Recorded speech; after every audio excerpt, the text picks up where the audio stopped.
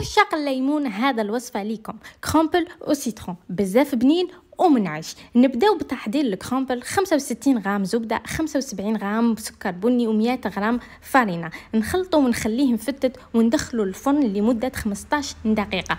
بعدها نحضروا كريمه الليمون، زوج صفر بيض، عصير زوج حبات ليمون وقشور الليمون. نحركهم ونخليهم على نار حتى يتقال، ثم نضيف لهم 90 غرام زبده ونخلطها حتى تذوب.